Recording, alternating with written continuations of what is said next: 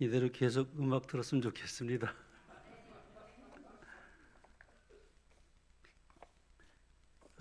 너무나 감동적인 우리 찬양 하나님께 큰 영광 돌립니다.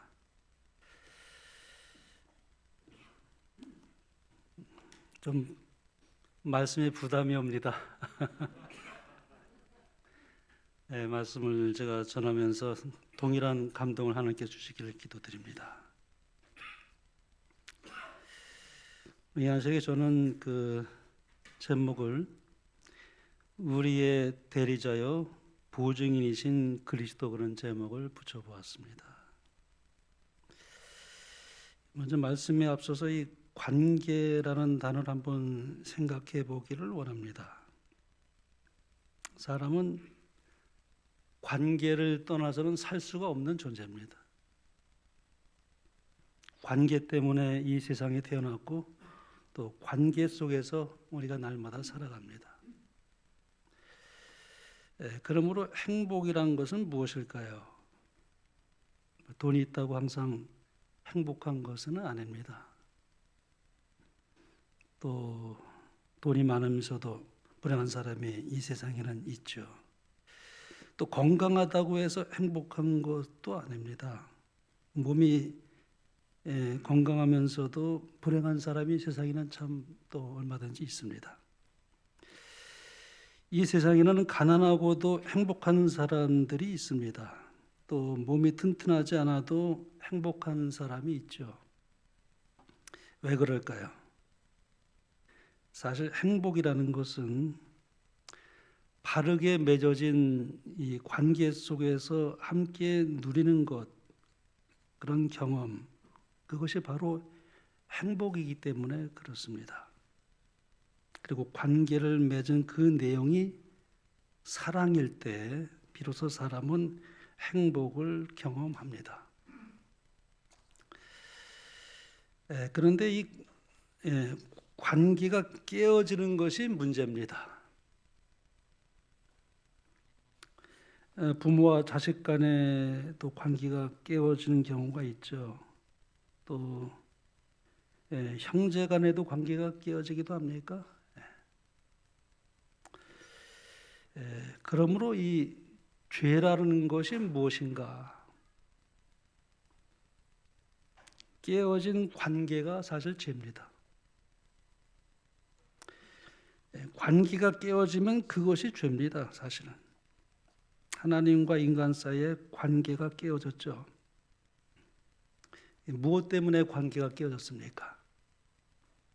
죄, 이 불신 때문에 관계가 깨어졌습니다. 그러므로 깨어진 관계가 죄입니다. 그 결과가 무엇입니까? 불행이죠. 관계가 깨어지면 불행입니다. 제일 큰 불행이 무엇인가? 관계가 깨어지는 것입니다. 그러므로 하나님께서 죄 때문에 깨어진 인간과 관계를 다시 회복시키기 위해서 무엇을 맺은 것입니까? 하나님께서 사람과 언약을 맺은 것입니다. 그래서 성경은 사실 언약의 책입니다. 성경은 구약과 신약, 그렇죠? 언약의 책이죠. 죄 때문에 깨어진 이 관계를 다시 회복시키려고 하는 하나님의 계획이 기록되어 있는 것이 바로 언약의 책 성경입니다. 그래서 우리가 성경을 읽으면서 언약을 모르면 사실 성경을 바르게 깨달을 수가 없습니다. 왜냐하면 이 성경은 언약의 책이기 때문에 그렇습니다. 그런데 죄 때문에 깨어진 이 관계를 다시 회복하기 위해서 세우신 이 언약은 하나님께서 반드시 지키십니다. 하나님은 언약을 반드시 지키셔요. 그러나 사탄의 꾀임을 받은 우리 인간은 죄 때문에 아주 연약해져 있기 때문에 하나님의 언약을 지키고 싶어도 지킬 수가 없습니다. 율법을 지킬 수가 없어요. 마음은 원이로되 율법을 지킬 능력이 없습니다. 왜냐하면 죄로 인해서 우리가 연약해졌기 때문에 원래 아담과 하와가 죄를 범하기 전에는 지킬 수 있었죠. 하나님의 형상을 입었기 때문에 지킬 수 있었지만은 그러나 우리가 죄를 범하건 이후에는 하나님의 언약을 지킬 수 있는데 우리가 능력이 상실된 것입니다. 그러니까 어떤 의미에서 이 언약은 참 매지나 말합니다. 언약을 하나님이 인간과 언약을 맺었지만 사람이 언약을 지킬 수가 없으니까요. 어떤 의미에서 언약은 영원히 지켜야 되는 것인데 쌍방이 같이 지켜야 되거든요. 하나님만 지키시는 것이 필요한 것이 아니라 사람도 언약을 지켜야 되는, 사람이 언약을 지키지 못한다면 그 언약은 매지나 많아죠, 사실은.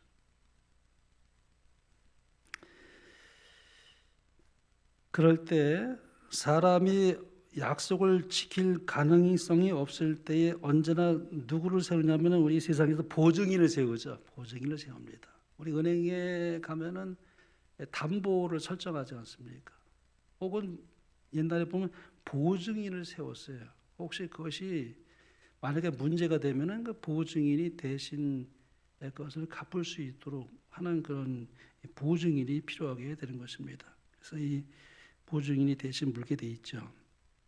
그래서 이 언약을 맺을 때에 하나님께서는, 예수님께서는 무엇이 되기로 하셨냐면 히브리장 우리 9장에 보면 이렇게 기록합니다.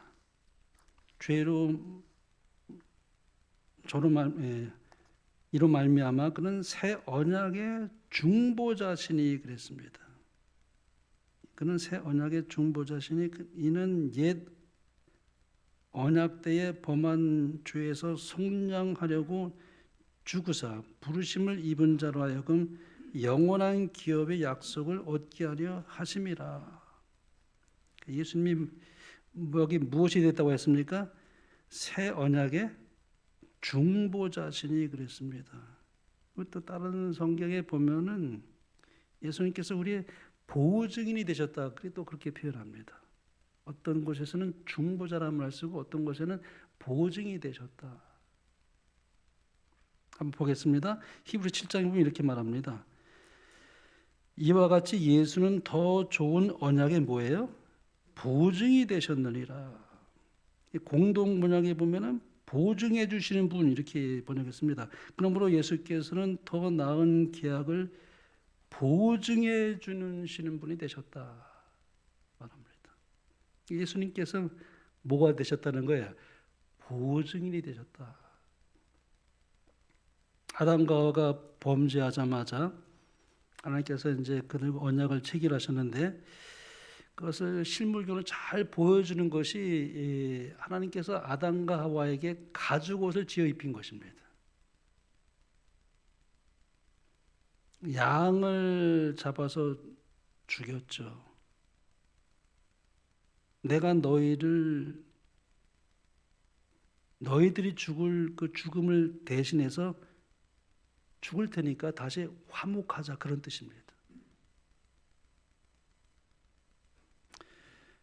그래서 이 언약을 체결하는데 그 언약을 체결하는 방법이 어디 나오냐면 이제 출애굽기 20중에 나옵니다. 보겠습니다. 모세가 피를 가지고 반은 여러 양분에 담고 반은 제단에 뿌리고 언약서를 가져다가 백성에게 낭독하여 듣게 하니 그들이 이르되 여호와의 모든 말씀을 우리가 준행하리이다.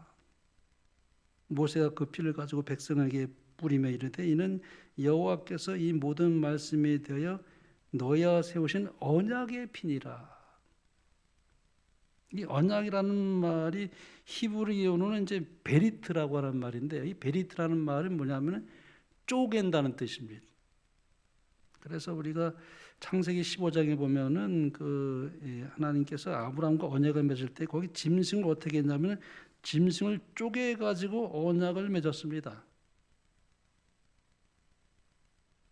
이것은 이 약속은 만약에 언약이 깨어지면은 피를 흘린 일이 있게 될 것을 나타내주는 하나의 예표입니다. 그래서 이 언약을 맺을 때 무엇을 뿌렸냐 하면은 짐승을 잡아서 피를 뿌렸습니다. 언약의 피입니다. 그래서 언약의 피라고 그랬습니다. 생명이 대신 들어가야 됩니다. 생명의 언약이기 때문에 그렇습니다. 이렇게 뿌려진 피가 누구의 피였습니까? 여기 우리 짐승의 피로 맺은 이 언약이 그래서 구약, 옛 언약이고, 그 다음에 신약에 와서 마태복음 27장에 보면 예수님께서 돌아가시기 전날 밤에 제자들과 마지막 만찬을 함께 하신 그 성만찬 자리에서 27절에 보면 이렇게 말씀합니다. 또 잔을 가지사 감사 기도하시고 그들에게 주시며 이르시되 너희가 다 이것을 마시라.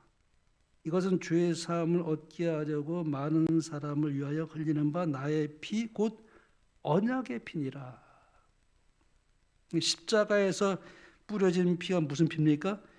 언약의 피입니다. 구약에서 짐승으로 뿌렸던 그 피를 진짜 예수님이 그 피를 흘려 비준이 된 것입니다. 그래서 구약은 옛 언약, 그리고 신약에 와서 십자가에서 비준을 한 것을 우리가 이제 새 언약, 신약, 구약 그런 이제 우리가 이제 용어를 쓰게 됩니다. 그러므로 신구약이 함께 조화를 이루게 됩니다. 그래서 신구약이 다 살아나는 것입니다.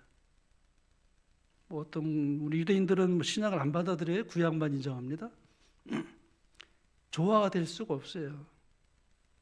구약과 신약이 얼마나 조화를 이루는지, 그 모든 예언이 어떻게 성취되었는지, 예수님을 통해서 그 모든 구약에 있던 그 모든 짐승을 잡아들인 그 흘린 그 언약의 피가 신약에 와서 예수님에 의해서 온전히 성취되는 그 피, 그거를 이제 우리가 이제 새 언약이라고 이렇게 말합니다.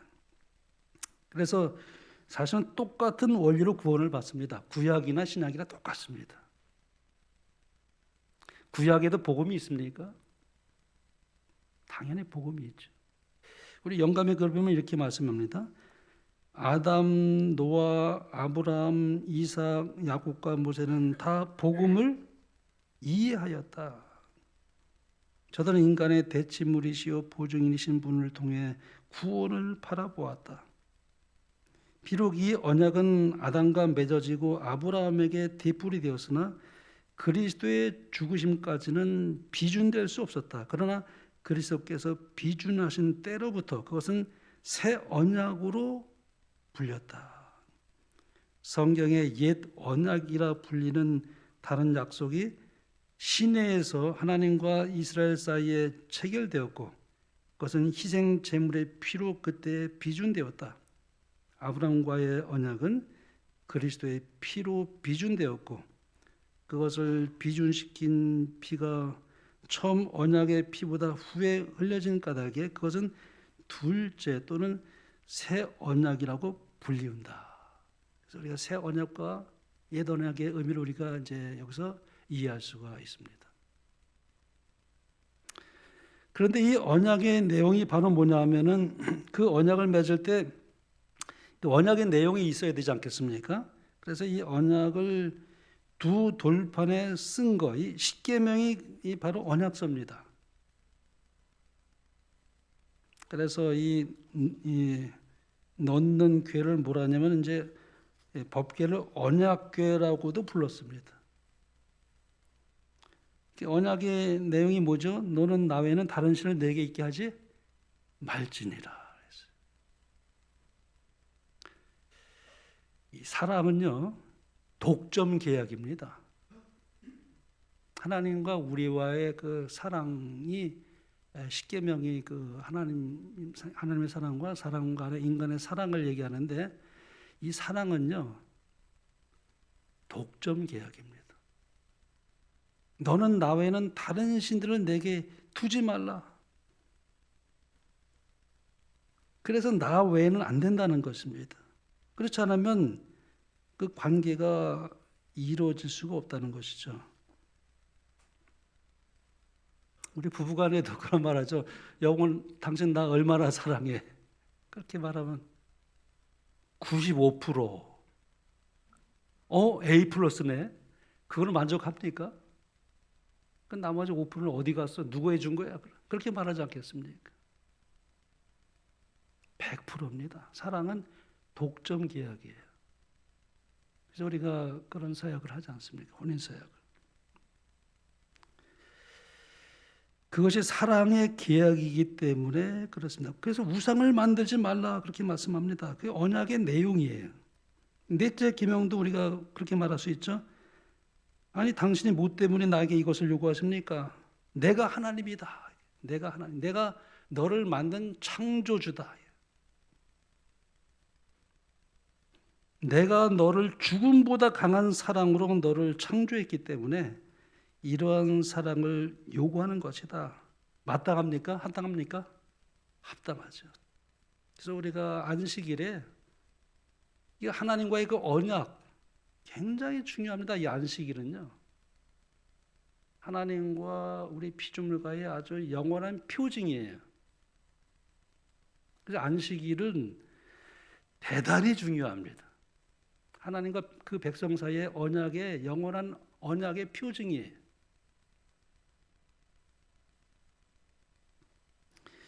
그래서 이게 다 언약 이야기입니다. 십계명은 다 언약 이야기예요.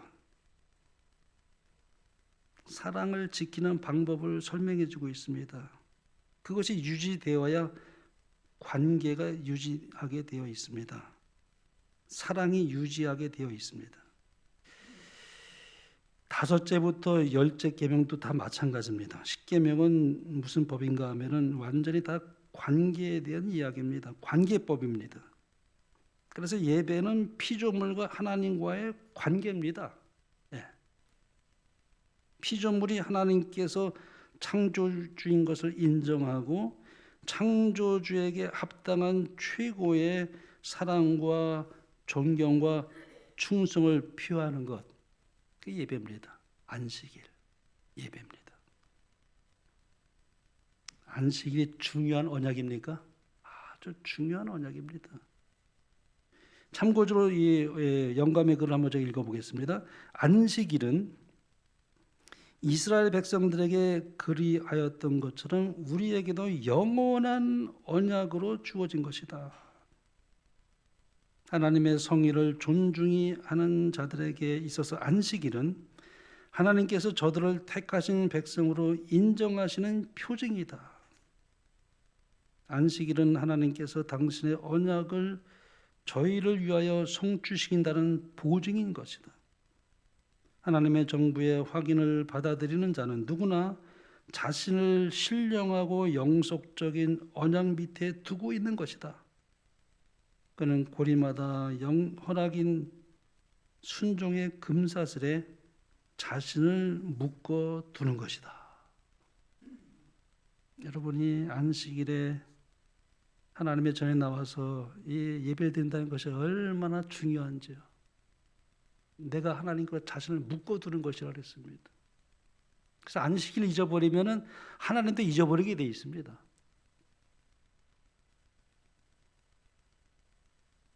나중에 인간이 자꾸 언약을 이제 맺었는데 자꾸 인간이 어떻게 지킬 힘이 없으니까요. 자꾸 언약을 어기거든요. 이스라엘 백성들이 이 언약을 지켰습니까? 우리가 준행하리이다. 말은 그렇게 했지만 뭐예요? 준행하지 못했어요. 그래서 언약을 맺을 때 하나님께서 그래서 중보를 세운 것입니다. 보증인을 세운 것입니다. 그 언약을 어길 때마다 누가 죽었습니까? 누구를 끌고 오는 것입니까? 보증인을 끌고 오는 것입니다. 보증인이 누구예요? 양을 끌고 오는 것입니다.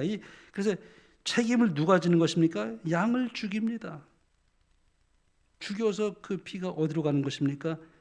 언약궤 위에다가 그 피를 뿌렸습니다. 대속죄일에. 언약을 깬 책임을 보증인에게 돌려가지고 그 피를 갖다가 언약궤 위에 뿌렸습니다. 책임을 누가 지는 것입니까? 그것이 바로 십자가입니다. 인간이 져야 할 책임을 보증인이 다 진 것입니다. 그분이 누구인가? 바로 예수 그리스도이십니다. 보니까 신구약 성경이 다 뭡니까? 언약서입니다. 언약서예요. 죄 때문에 깨어진 관계를 다시 회복시키려는 하나님의 그 죽음보다 강한 사랑이 표현된 것이 신구약 성경의 이야기입니다. 그래서 구약에는 계속 제사 드리는 이야기가 나옵니다. 이렇게 해서 맺어진 언약이 지켜지면 축복입니다. 언약이 지켜지지 않으면 뭐예요? 저주예요. 신명기 28장에 보면 그걸 아주 1절부터 14절까지는 축복이에요. 언약을 지키면 축복입니다. 그러나 언약을 지키지 않으면 저주예요. 그러므로 성경에 쓰여진 복이라는 말은 꼭 언약을 놓고서 하는 이야기입니다.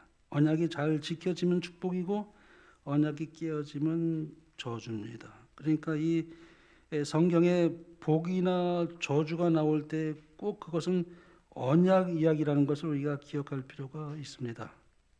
그래서 성경에 보면은 그런 얘기가 좀 많이 나오는데요. 이 언약을 지키지 못하는 인간을 위해서 예수님께서 이제 언약에 뭐가 되었냐면 보증인이 되었다라고 말씀합니다.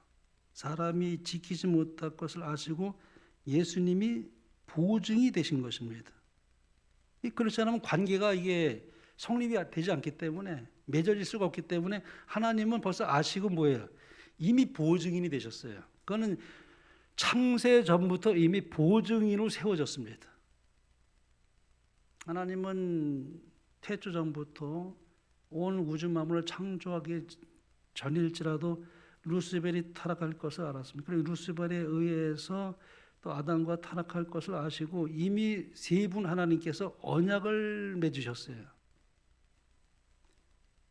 그 보증인이 되도록 영원 전부터 예수님은 보증인으로 세워졌습니다. 인간이 지키지 못할 것을 아시고 예수님이 보증이 되셨습니다. 그래서 예수님께서 이 땅에 오셔가지고 그분은 하나님과의 언약을 지켰습니까? 안 지켰습니까? 다 온전히 지키셨어요. 율법을 그대로 다 순종하시고 하나도 어긋남이 없었어요. 만약에 예수님께서 율법을 지키지 하나라도 조금이라도 율법을 어겼더라면은 보증인이 될 수가 없죠. 예수님이 우리가 내가 빚이 있는데 그분의 다른 사람의 빚을 어떻게 갚습니까? 예수님은 죄를 짓지 않았기 때문에 우리의 보증이 될 수가 있었죠. 조금이라도 죄를 범했더라면 예수님 우리의 보증이 될 수가 없는 것이죠. 그래서 율법을 다 이루셨습니다. 그러니까 예수님께서 율법을 이루셨다면 축복을 누가 받으셔야 되는 거예요? 예수님이 축복을 받으셔야죠. 율법을 언약을 지키면 축복이라고 했습니다. 그런데 언약을 어기면 언약을 지키지 못하면 저주라 했습니다. 멸망이고 불행입니다.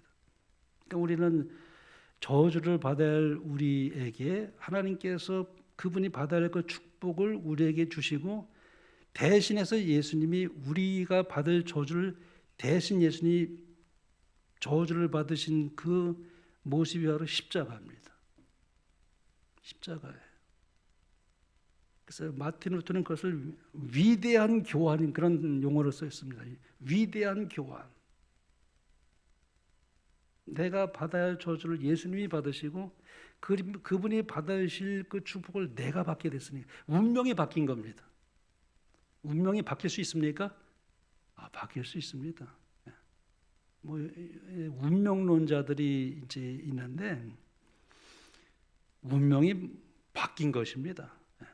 예수님을 통해서 우리는 완전히 운명이 바뀐 것입니다. 그것이 바로 십자가죠. 그래서 이제 갈라디아서에 보면 참 이렇게 기록되어 있습니다. 율법은 믿음에서 난 것이 아니니 율법을 행하는 자는 그 가운데서 살리라 하였느니라.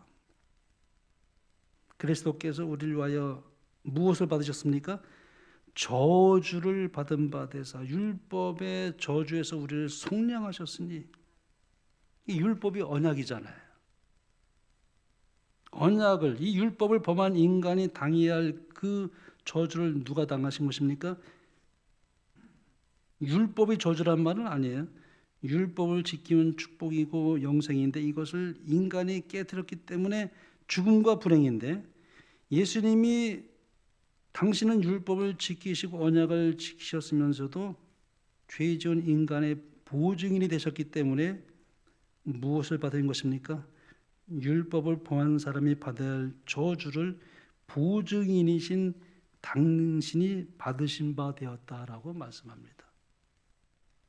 기록된 바 나무에 달린 자마다 저주 아래 있는 자라 하였습니다. 인간 대신 저주를 당하신 것입니다. 십자가에 달리신 것만이 아니죠. 옷이 벗겨짐을 당했습니다. 가시관의 머리에 가시에 찔리시고, 창세기 2장에 보면 그렇죠. 3장에 보면은 아담이 범죄한 다음에 언약이 깨어진 다음에 바로 저주라는 단어가 거기 나옵니다. 땅은 너로 인하여 뭘 받아들였습니까? 저주를 받았다 이렇게 표현합니다. 그래서 땅에서 뭐가 났습니까? 저주로 가시가 돋았습니다. 예수님의 이 말을 찔렀던 그 가시는 인간의 지은 죄 때문에 돋은 가시였습니다. 그 다음에 땀이 흘러야 했습니다. 예수님께서 겟세마네 동산에서 땀이 핏방울처럼 떨어졌다는 것입니다. 예수님이 대신 저주를 받으시는 그 모습을 우리가 겟세마네 동산에서 보게 됩니다. 아담과 하와가 죄 지은 다음에 무엇이 벗겨졌습니까? 의의 옷이 벗겨졌습니다. 죄를 지으면 부끄러움과 수치가 따라오게 됩니다. 예수님이 돌아가실 때 옷이 벗겨져서 돌아가셨습니다. 그 모든 죄의 수치와 부끄러움 온 우주에 다 옷이 벗겨져서 예수님은 돌아가셨습니다. 우리에게 의의 옷을 입혀주기 위해서. 하나님께서 왜 이 땅에 오셨는가? 언약을 깨뜨린 범죄한 인간의 책임을 지기 위해서 이 땅에 오셔서 십자가에 못 박혀 돌아가신 것입니다. 저주를 그분이 다 당하신 것입니다. 그래서 십자가에서 바뀐 것이 뭐냐면, 죄인이 저주를 받아야 되는데 인간이 언약을 지킴으로 예수님께서 누릴 수 있는 축복이 어디로 돌려졌는가? 그것이 바로 사람에게 온전히 돌려지게 되는 운명이 바뀐 것이 바로 십자가입니다.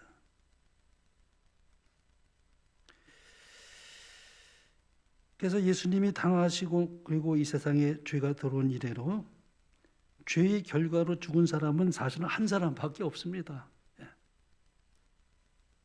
우리가 죽는 죽음은요, 그건 둘째 사망이 아닙니다. 진짜 죽음은 뭐예요? 둘째 사망이에요. 여러분, 이 둘째 사망,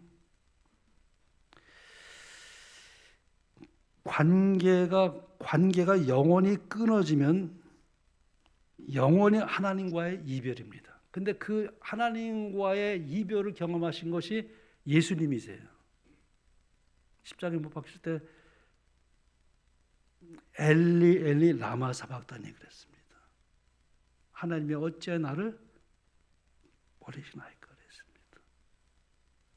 그러니까 죄로 인해서 예수님은 하나님 아버지와 분리되는 경험을 맞으셨어요.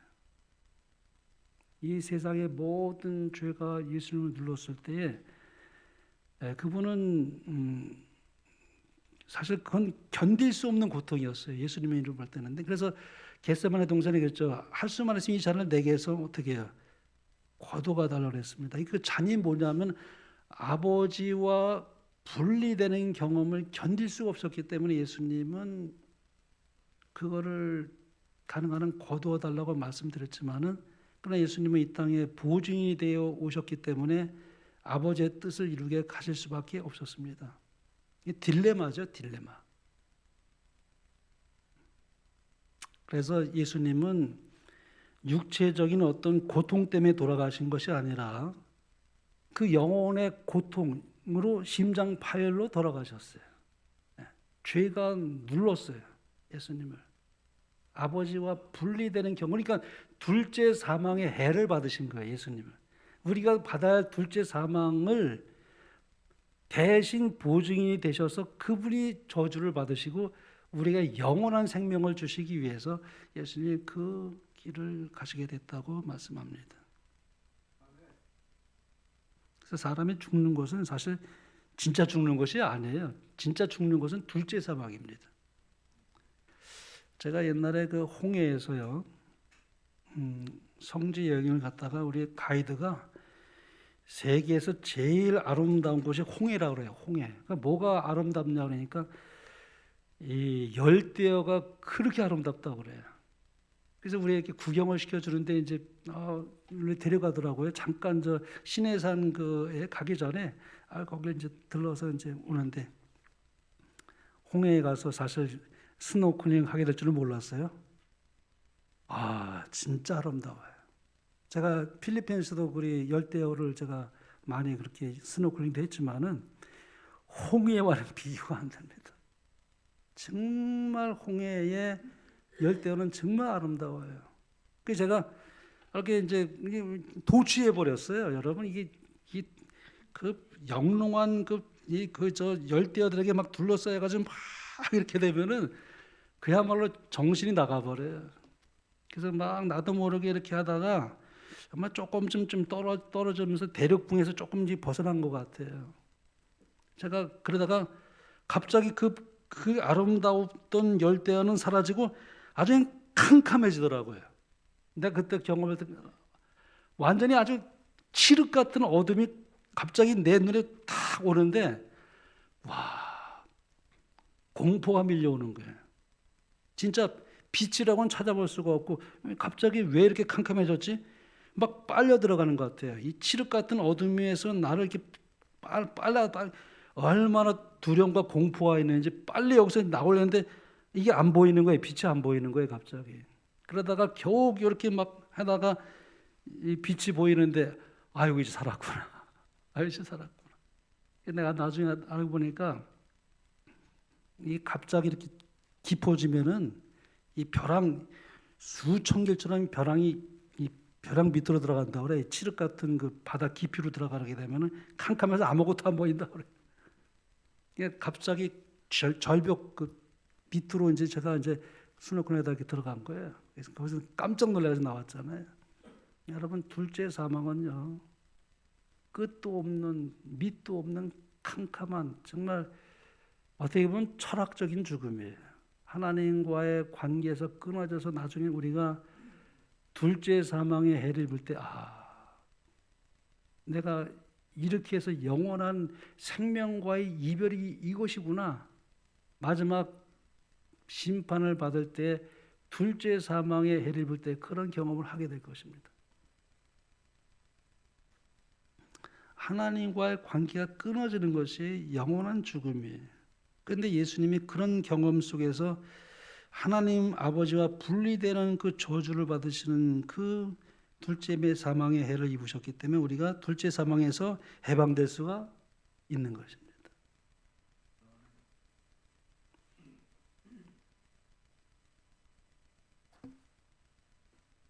바로 예수님은 십자가에서 범죄함으로 하나님과 영원히 끊어져야 하는 그 끊어지는 것을 그분 자신이 당하신 것입니다. 우리가 마지막 혹 이 땅에 살면서 구원받지 못한 사람들이 마지막 때에 영원한 심판의 불을 통해서 둘째 사망에 들어갈 구원받지 못할 사람들이 받는 그 죽음의 의미를 그때 그들은 깨닫게 될 것입니다.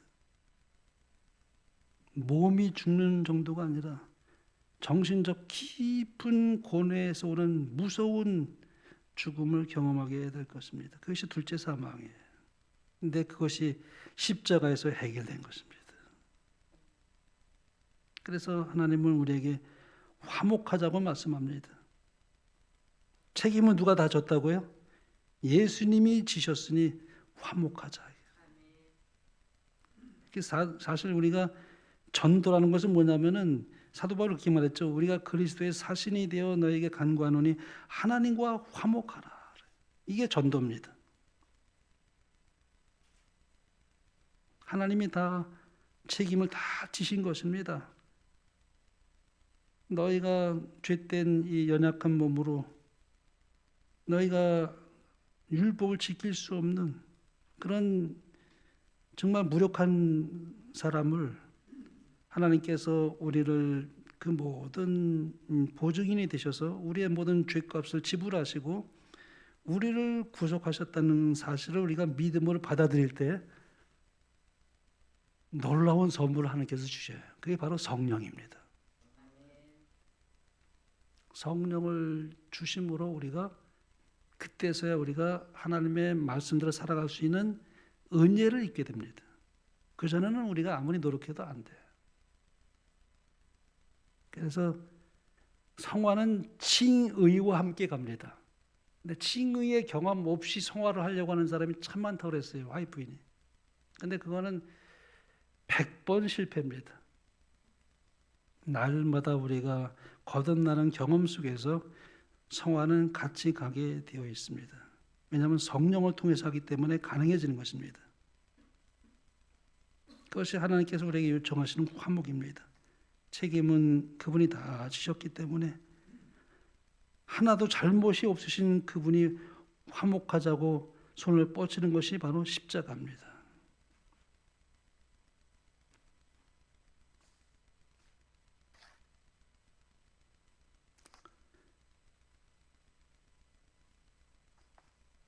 그러므로 이러한 관계를 통해서 봐야만이 사람의 가치가 나오게 됩니다.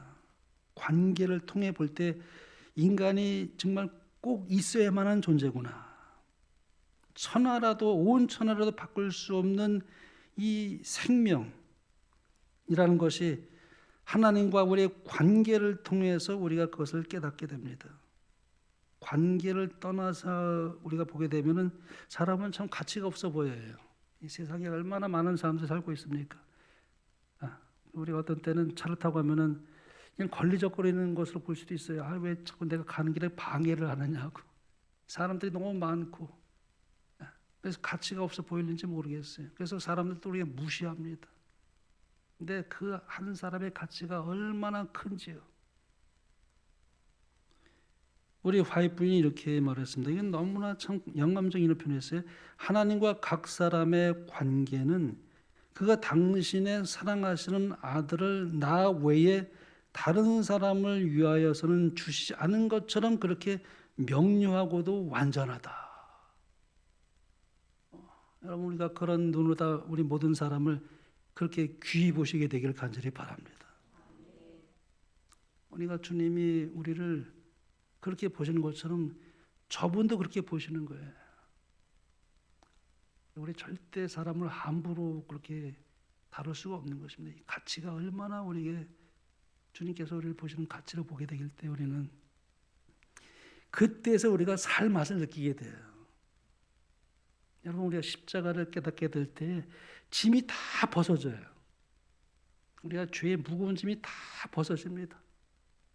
그때서야 우리가 죄의 그 정말 무거운 짐이 벗겨지면서 말할 수 없는 마음의 이 평강이 밀려옵니다. 세상이 주지 않는 참된 마음의 평강이 그때에서 밀려옵니다. 자유를 누리게 돼요. 속박이 이제 율법이 우리에게 속박으로 오는 것이 아니라 의무감에서 하나님을 따라간 것이 아니라 자유하는 기쁨 속에서 하나님을 사랑하기 때문에 그 말씀대로 살아가는 성령의 은혜를 주시기 때문에 그 다음부터는 즐거움이 돼요. 신앙이 즐거움이어야 돼요.